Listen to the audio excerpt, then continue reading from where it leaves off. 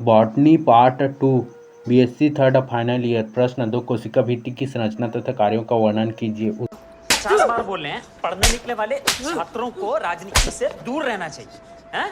अबे पढ़ाई लिखाई में ध्यान लगाओ, आईएएस बनो और देश को संभालो। उत्तर कोशिका भित्ति सेल वॉल। पादप कोशिकाओं में कोशिका कल सेल मेम्ब्रेन के चारों ओर अपेक्षाकृत अधिक मजबूत स्तर पाया जाता है, जिसे कोशिका भित्ति सेल वॉल कहते हैं। यह कोशिका भित्ति माइक्रोफाइब्रिल्स के कई स्तरों की बनी होती है। जीवाणु, बैक्टीरिया एवं नीली हरी शैवालों में ये तंतु पॉलीसैकेराइड्स एवं प्रोटीन के बने होते हैं।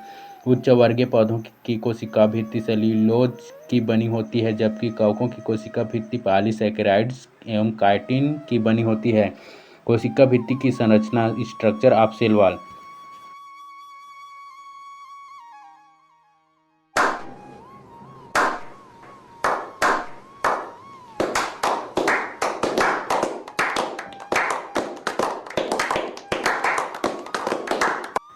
कोशिका भित्ति की संरचना का सूक्ष्मदर्शी अध्ययन करने पर ज्ञात होता है कि इसमें निम्नलिखित स्तर होते हैं।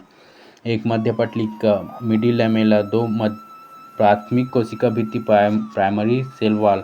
3 द्वितीयक कोशिका भित्ति सेकेंडरी सेल वॉल। 4 तृतीयक कोशिका भित्ति टर्सरी सेल वॉल। 1 मध्य पटलिका मिडिल लैमेला। यह 2 समीपस्थ एडजेसेंट कोशिकाओं के मध्य पाई जाने वाली भित्ति है, जो कि कोशिकाओं के आपस में जोड़ने के लिए सीमेंट के समान कार्य करती है। मध्य पटलिका कैल्शियम एवं मैग्नीशियम पेक्टेट की बनी होती है। इसमें कुछ मात्रा में प्रोटीन भी पाया जाता है। 2 प्राथमिक कोशिका भित्ति प्राइमरी सेल वॉल।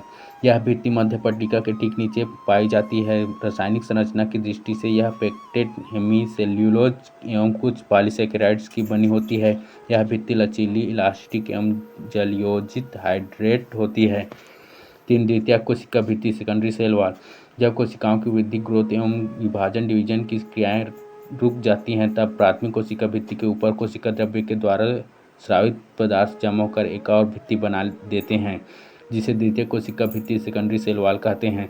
यह भित्ति मुख्यतः हेमीसेल्यूलोज एवं सेल्यूलोज की बनी होती है। कुछ कोशिकाओं की द्वितीय कोशिका भित्ति में लिग्निन या सुबेरिन का जमाव हो जाता है, जिसके परिणाम स्वरूप कार्क का निर्माण होता है।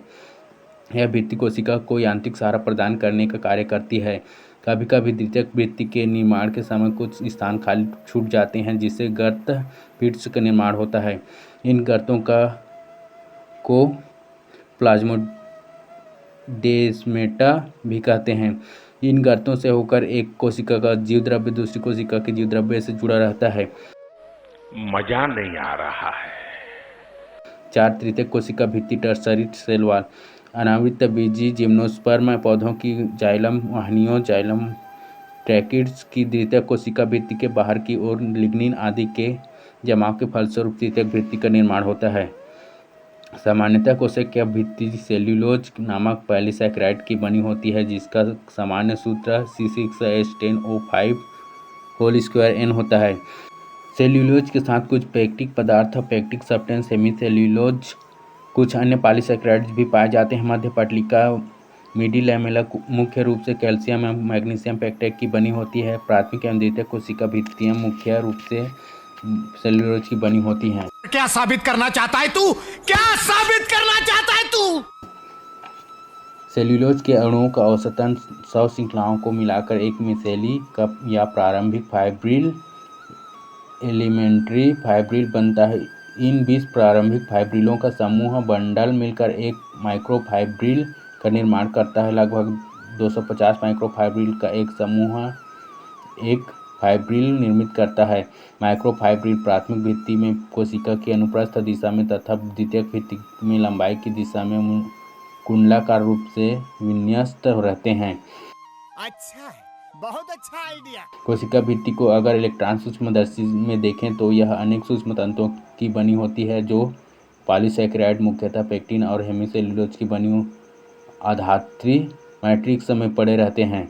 सूक्ष्म तंतु सेल्यूलोज के बने होते हैं। आधात्री में लिग्निन, क्यूटिन, सुबेरिन, गोन, टैनिन तथा अल्प मात्रा में खनिज पदार्थ जैसे silica, calcium oxalate, calcium carbonate इत्यादि भी पाए जाते हैं।